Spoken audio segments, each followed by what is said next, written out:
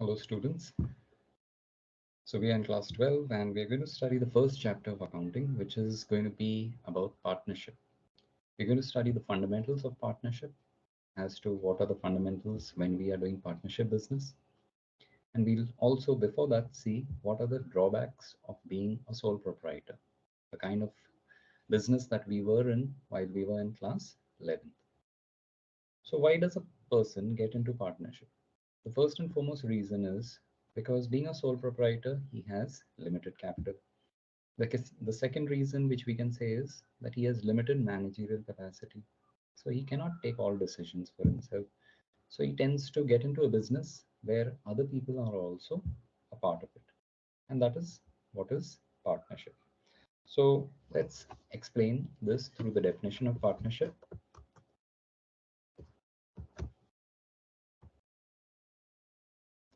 So partnership is defined according to Section 4 of the Indian Partnership Act. So it is Section 4 of the Indian Partnership Act.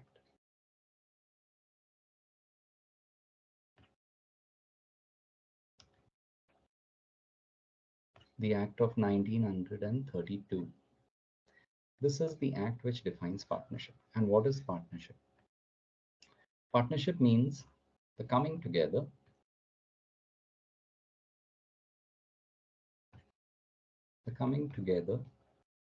of two or more than two people in business to earn profits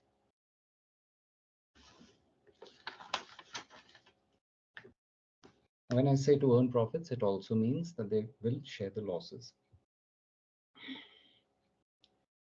To earn profits of the business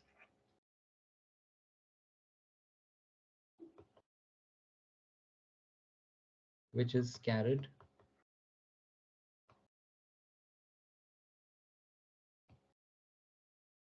on by all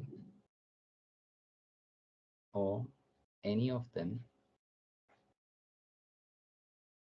acting for all. So partnership is the coming together of two or more than two people in business to earn profits of the business which is carried on by all or any of them acting for all. So if we break this down, we will see that it is the coming together of two people or more than two people. So at least there should be two people. At least two. We'll see to the maximum number a little later. What is the main aim? To earn profits. This is their main aim. And this is a business which is going to be carried on by all of them present or any of them acting on behalf of the others. So now we'll go into some features of this kind of a partnership, and then we'll explain and understand what partnership is in a little broader way. So the first feature of partnership.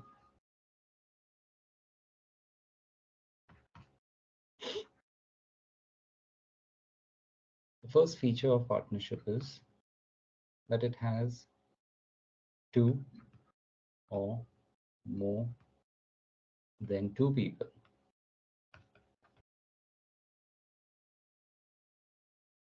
Okay, so when I say two or more than two people, two is the minimum. Now, more than two means it can be any number. So what do we term that number to be? So the maximum number that should be allowed is 50. This is according to the miscellaneous rules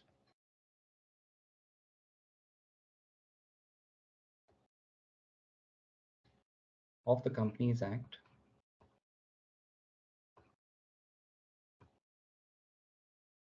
which came out in the year 2014. Okay, so the maximum should be 50. Now, who are these people who can enter? Any person can enter except the following three. So except the ones that I'm writing now, which are a minor, A minor means a child below the age of 18. You cannot have that person to be a partner in the business. The second is any person of unsound mind. When I say unsound mind, I mean mentally retarded.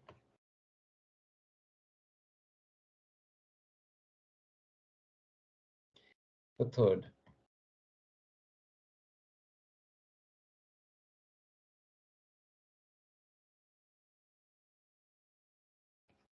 is a person disqualified by law. Who's a person who's disqualified by law? Say, for example, we were in a business earlier as a sole proprietor. We were doing business, but we were doing an illegal business. We were selling drugs, for example. So we were caught by the police. We were put in jail. We were given a court's order. We were asked to close that business down. So if we were doing that kind of a business, we were a person who were disqualified by law because of doing such a business, and we were punished for that. So anyone who is already disqualified by law, you cannot add that person to be a partner in your partnership business. So these are the three who are not to be kept as partners. The minimum should be 2, the maximum should be 50, and that is according to the miscellaneous rules of the Companies Act 2014. The next feature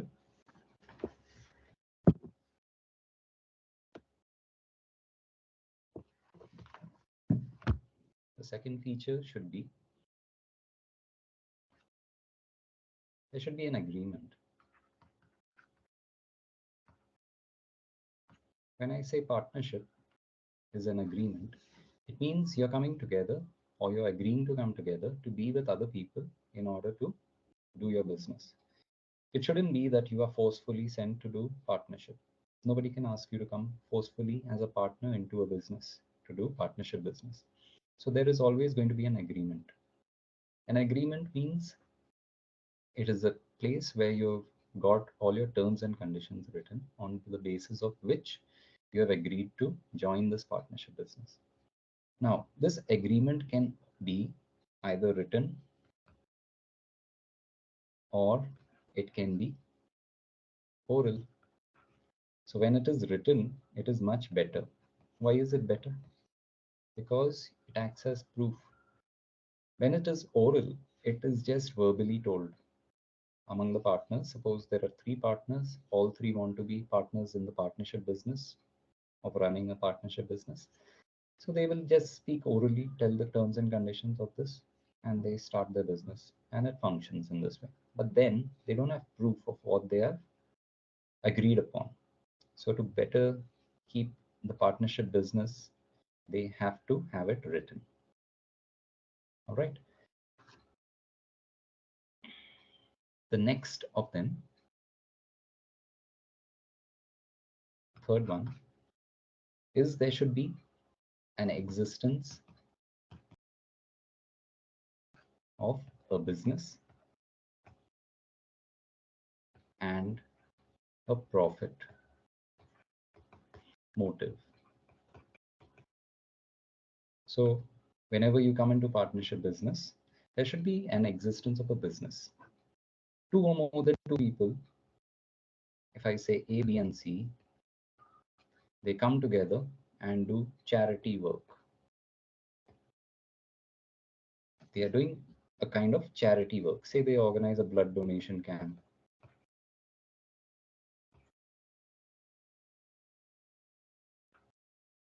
Now they've come together, but is it a kind of a business for which they've come together? No.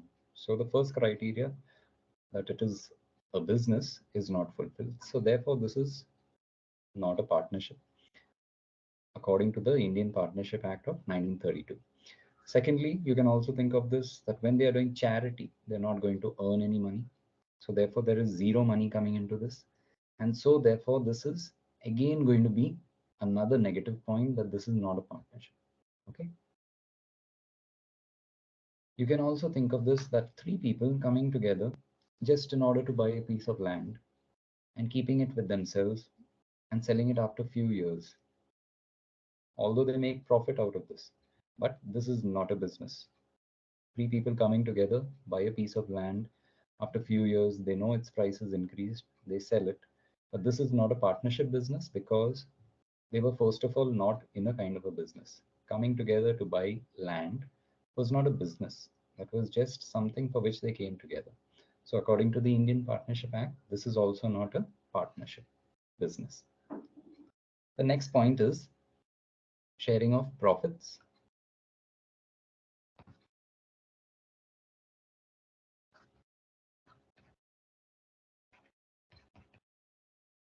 Sharing of profits. This is mutually decided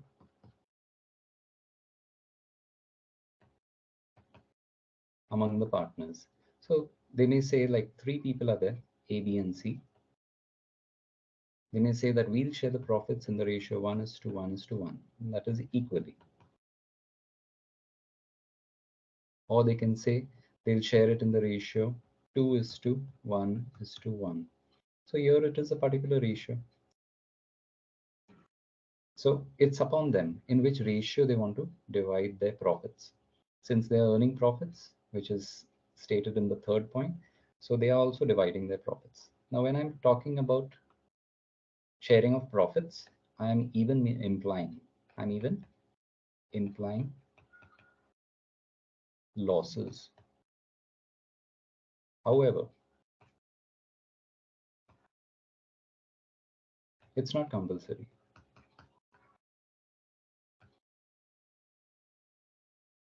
It's not compulsory for all of them, for all to share. It could be that, let's say, A and B are the only ones who are sharing the losses. C is not sharing the losses. C is a person who's a partner, but he is going to get only the profits. So when they're earning profits, A, B, and C are sharing it. But when they're having losses, only A and B are sharing it. So this could be a situation to mention in the partnership agreement. The next point.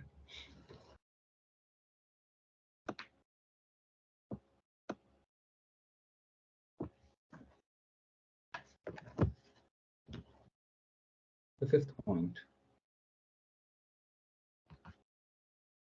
There exists a relation. There exists a relation of a principal and an agent. What does this mean? In partnership, there is always going to be a relation which is existing of a principal and an agent. Now let's understand this. Let's say we have three partners, A, B, and C. A and B are the ones who are coming regularly to work. These are the ones who are coming regularly to work. C is a partner who's not coming today. So what does he do? He gives the authority to A and B, who are coming daily to work. So he's giving the authority to them that you take the decisions.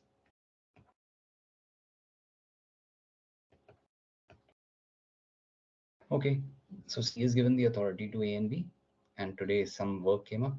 A and B decided, they agreed upon what they should do about that work, and they gave the orders. Now C comes the next day. C is bound by what A and B have planned to do. C is agreed upon what A and B has planned to do while he was absent. So this means that what did C do? C in his first place became the principal. C was the principal. He gave the authority to A and B to act as agents. A and B acted as agents and they did the work in place of C. So C was your principal here. Let's understand this in another way. Let's say we want to buy a ticket of any airline. What do we do for that? We go and stand in the queue. But instead, we could also approach somebody and ask that person, like any agency like Make My Trip, Trivago, all these places, you could approach them, pay the extra money, and get your ticket. So in this case, what is happening? You are acting as the principal. You are approaching an agency which is, say, Make My Trip, Trivago, and you're booking your ticket. So they, as agents, they are booking your ticket, and it's being done for you.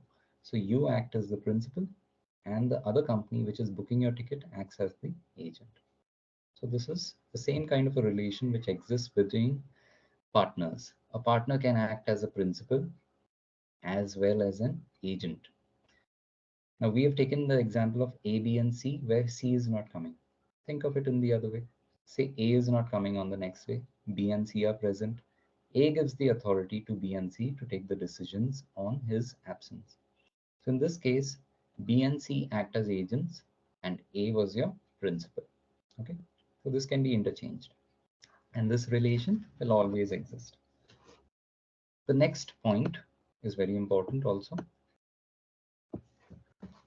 The next is the sixth point.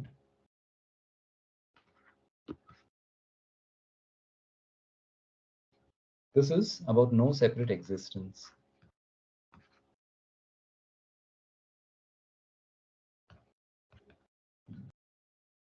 What does this mean? This means that the partners and the partnership firm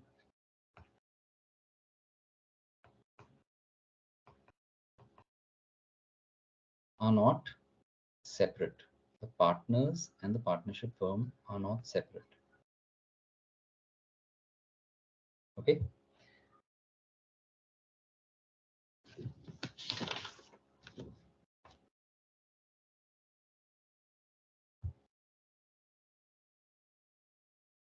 This is according to the legal view.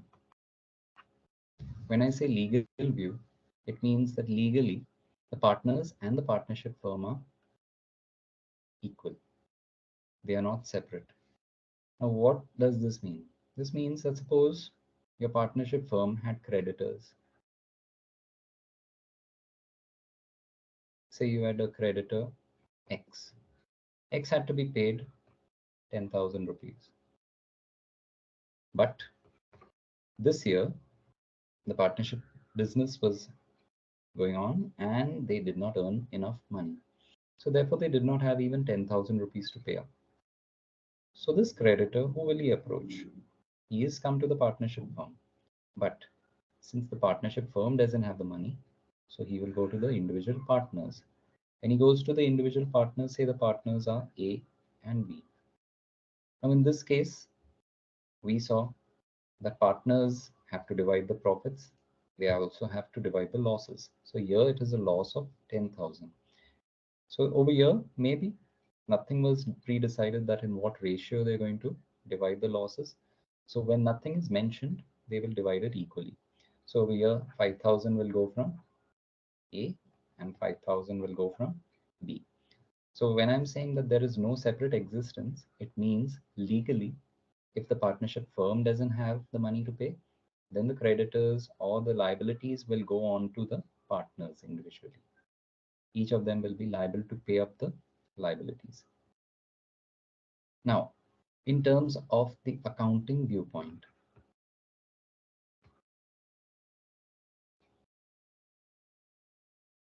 in terms of accounting, the partners and the partnership firm,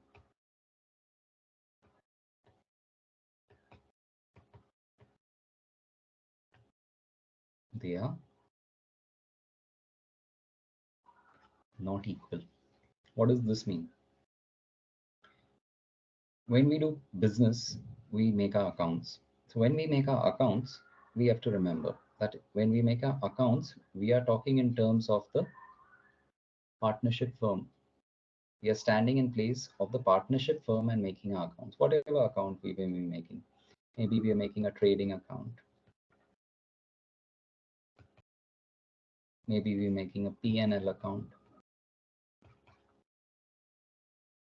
Okay, so these accounts are made Okay? Considering ourselves to be the partnership firm. We are not going to consider ourselves to be the partners. We are going to consider ourselves to be the partnership firm and do the business. We're going to consider ourselves the partnership firm and do our accounting. This is what it means. Okay, so there are two ways of understanding this. One is the accounting view, one is the legal view. This much. Let's go to the rights of the partners now.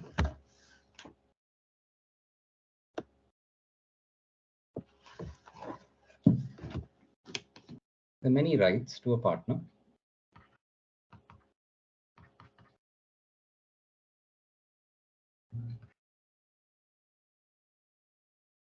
The first right of a partner is he has a right to share profits and losses. Every partner has a right to share the profits and losses. Second right, he has a right to take part in the decision making.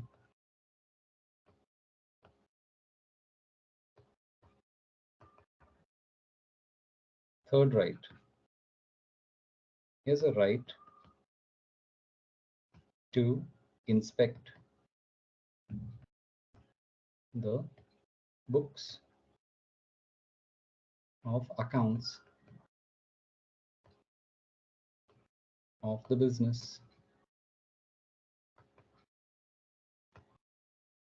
The next, he has a right to be indemnified. When I say indemnify, it means that whatever expenses this partner may have spent or may have incurred because of the business. Say, for example, today, this partner was there while he was doing business, while he was there at the time of business, and somebody came asking for some expense to be paid off. And this partner personally took out money from his own account and he paid off this money, this expense. So he has a right to get indemnified by the business. He has a right to claim this amount from the business. Right to be indemnified by the business for the expenses borne by him or her, whatever. The fifth, every partner has a right to own the property of this business. Okay, so every partner is a joint owner of the property of this business. Last year we saw in sole proprietorship, the person who's bringing the table, the chair, the furniture, etc. of this office was the single owner. So he was the owner of that property. But here you have many owners, many partners in this business. So they themselves are also owners of the property of this business. And a very important one, partner has a right to disallow admission of a new partner. Suppose one partner is there, he feels that the new partner who the other partners want to admit shouldn't be admitted. He can raise his voice, he can stop the new partner from becoming a partner in this business. And even if one person says no, then partners cannot admit a new partner. This is that. The next point, again an important one. The ones which are important, absolutely important, are this one and this one also, which I'm going to talk about now. He has a right to take interest on the loan to the firm at the rate of 6% per annum. So suppose a partner, A, B, and C are partners. One of them, A, gives a loan to the business, this partnership business. He has a right to take interest from this business at the rate of 6% every year. So this is one of his right. He can, even in the situation when the business is making a loss, he will still get this money of interest. Business has to arrange to pay it off to him. The next one, every partner has a right to retire from the business. Every partner has a right to retire from the business. And how is it done? By giving a notice. Every partner can, at his own will, say that from today onwards he doesn't want to be a partner, give it in writing, it will be accepted by the other partners, and this partner can leave after serving the notice period. After remaining for about a month or so, whatever is the notice period in this business, he can retire. All right, so these are the rights of a partner. Now we'll go on to what is a limited liability partnership.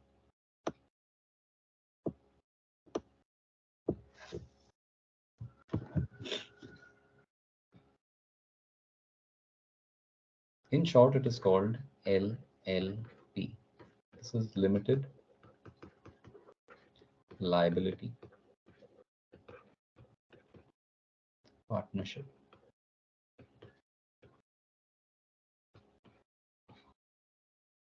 Now, why is this limited liability?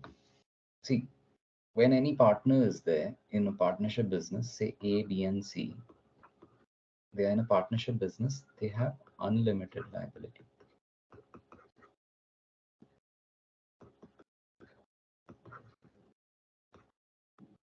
So this is very frightening.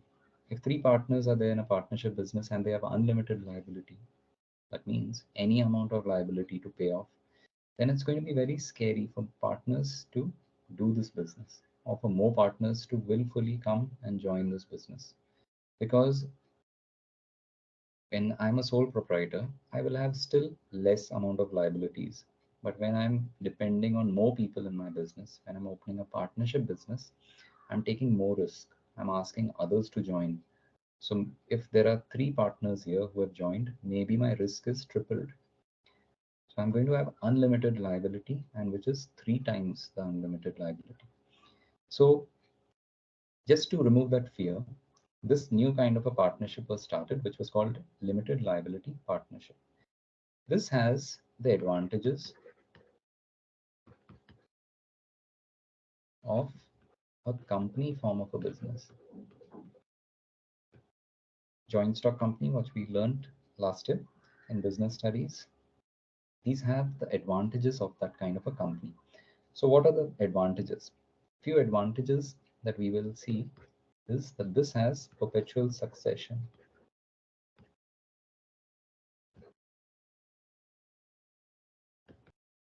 What does perpetual succession mean? It means that suppose one of the partner in this limited liability partnership leaves and goes, still this partnership will continue. In the normal partnership, if one partner goes, then the partnership is shut down and a new partnership agreement is formed, and then they continue to do business. Maybe with the same terms and conditions, maybe they'll change it, whatever may be the case, but it is dissolved for once. But in this case, even if one partner leaves and goes, suppose A leaves and goes, then the remaining partners will still continue to be partners. The partnership will continue. So this is one advantage. Second is it is a separate legal entity from its partners.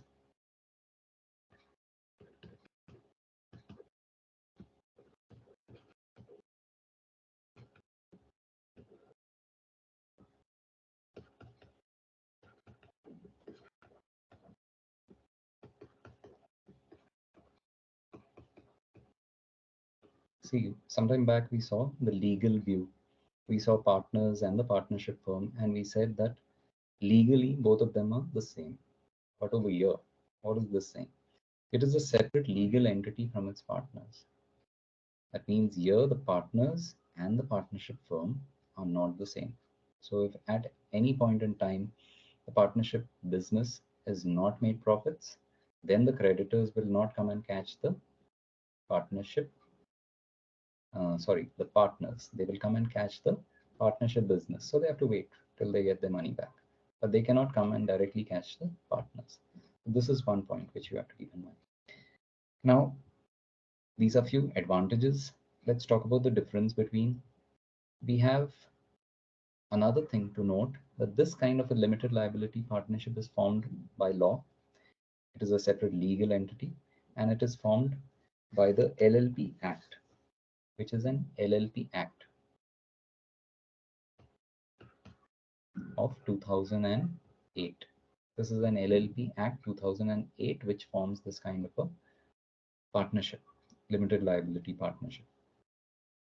If we talk more about this, we can say the ones that are important I'm just talking about. So you have minimum 2 people in partnership.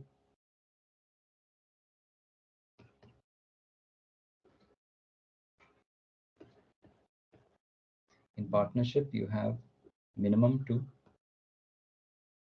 maximum 50. But in LLP, you have again minimum 2, maximum unlimited.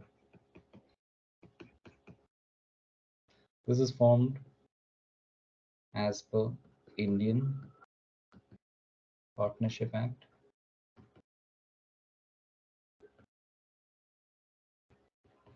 1932, and this is formed as per the LLP Act 2008. Okay.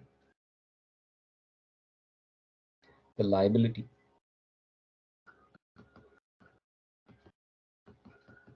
This point. This is normal partnership, so the liability is unlimited. Here the liability is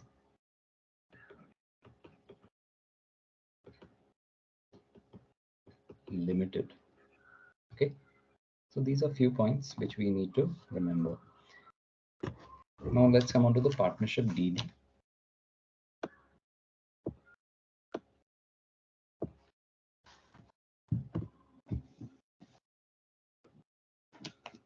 What is a partnership deed?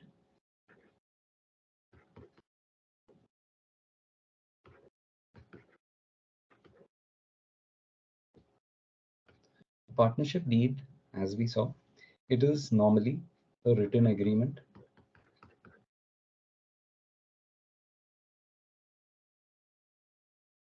containing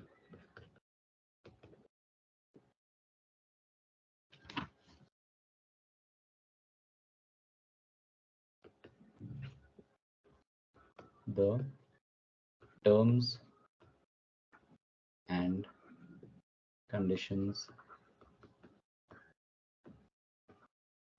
of the partnership. Okay, so it is a written agreement containing the terms and conditions of the partnership. Some of the terms and conditions, we will see what we write in this. Some of the information, what we write in this, let's see. So the first and foremost thing, the names and addresses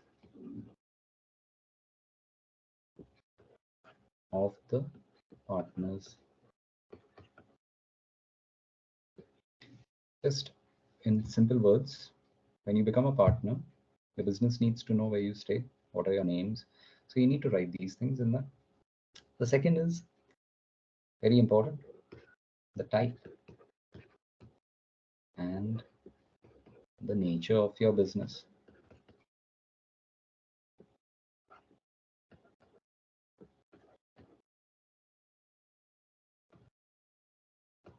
Whatever business you are doing, that has to be mentioned in your partnership deed. The third, the amount of capital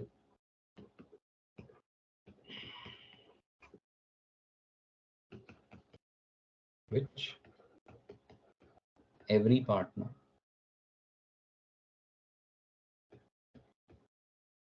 contributes, isn't it? Where do we have proof? Otherwise, who has contributed how much? So, say three partners are there, each have contributed 1 lakh. We are going to write it down on this. The fourth, the interest on the capital that we may agree to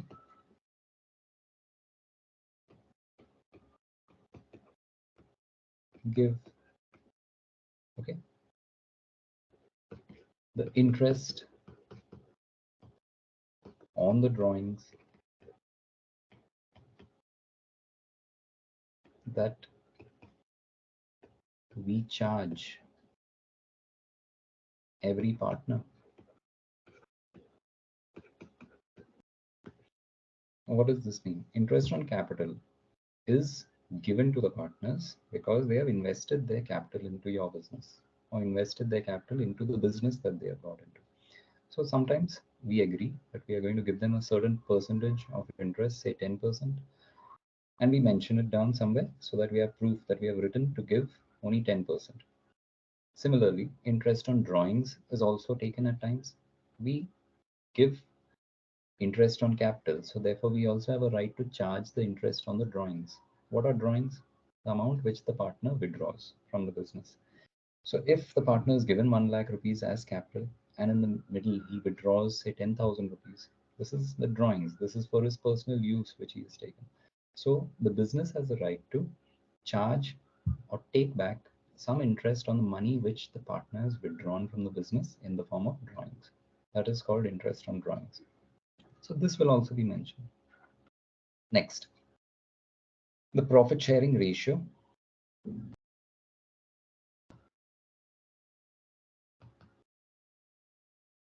So whatever may be agreed upon will be mentioned among the partners. Say it is 2:3:4.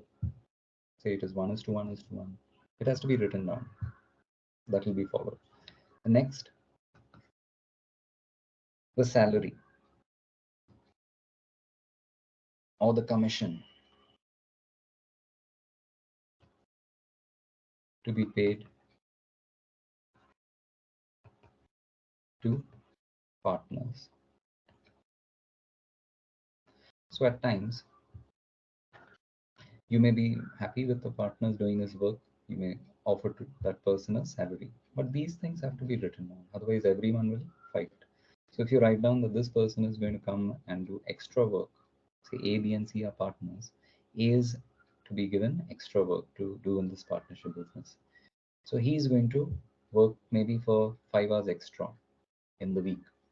So he's going to be given a salary, a compensation for that work that he's done. Commission, maybe some extra work again this person is doing. So instead of a salary, we term it as a commission and we're paying this partner. Okay. So these are few things which will be mentioned in the partnership deed. The next could be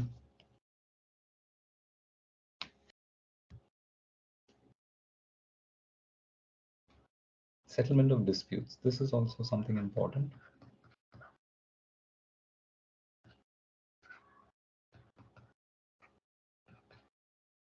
Settlement of disputes means, say there are three partners, two of them get into an argument. Who's going to solve that dispute?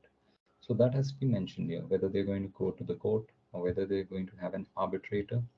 Arbitrator means a person who is a third person who's just going to come to resolve this issue.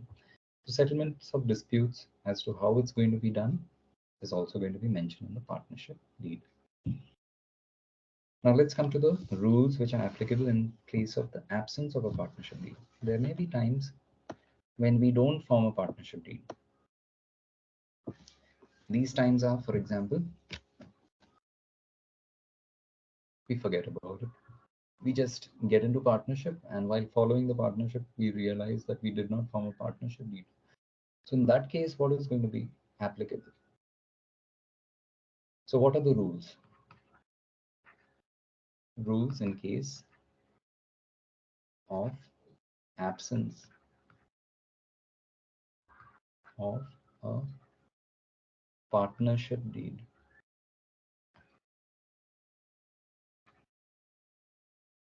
The first, if we talk about profits, very important. For profits only we are in the business. So we're going to ask ourselves, what do we do in case of profits? So in case of profits, you have to remember these will be divided equally. So in case your partnership deed doesn't mention how you're going to divide the profits, you're going to divide this equally. This is important. The second,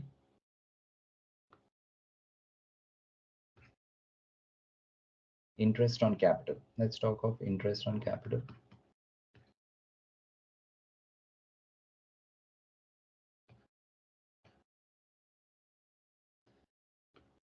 So in case your partnership deed doesn't say that you're going to give interest on capital, it will not be given.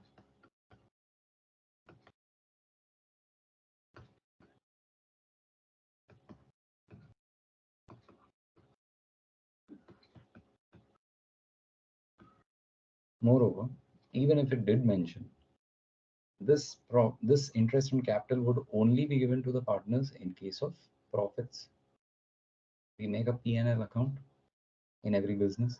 So in that, if our net profit came, then only we will be able to give interest on capital if it is mentioned in a partnership deed. But however, if it is not mentioned, then we will not give it to the partners. Okay. The next one, interest on drawings.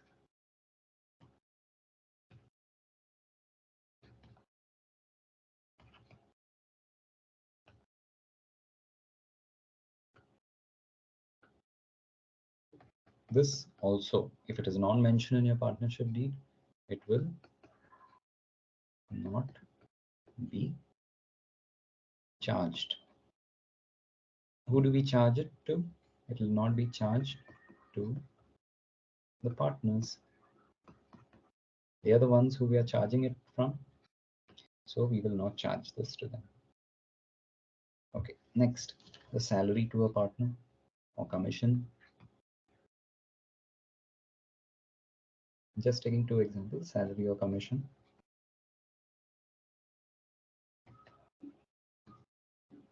This will also not be given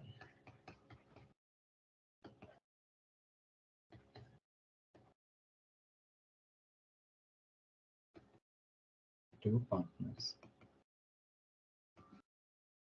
The next,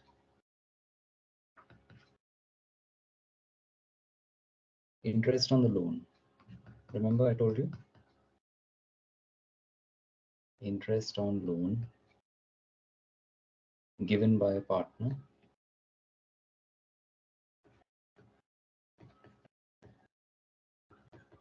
to the firm.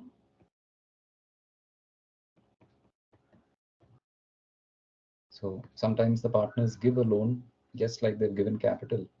Sometimes the firm needs money. So these partners agree. They say, okay, I'll give you the loan. Instead of going to the bank, you can take it from me. But then they have to pay interest to the partner. So how much is this interest on the loan that they are going to be charged for? So it is going to be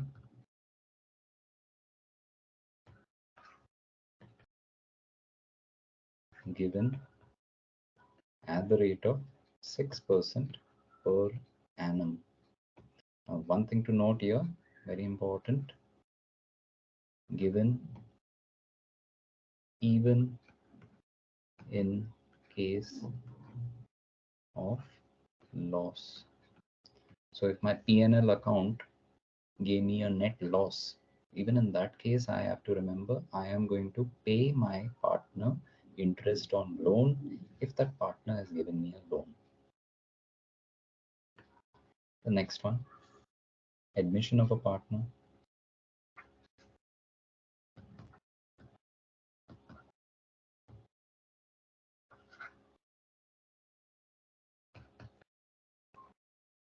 Admission of a partner, I did discuss this. If it is not mentioned in the partnership deed, a new partner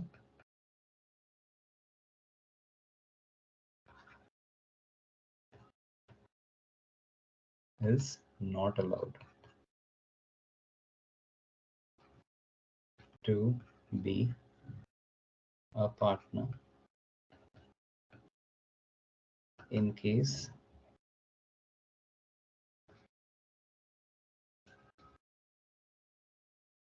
any partner doesn't agree. Okay, so any partner, if he doesn't agree, a new partner cannot be admitted. We'll stop here. These are the important points of a partnership and the theory of the partnership, kind of a business. We'll continue further tomorrow. For now, let's stop.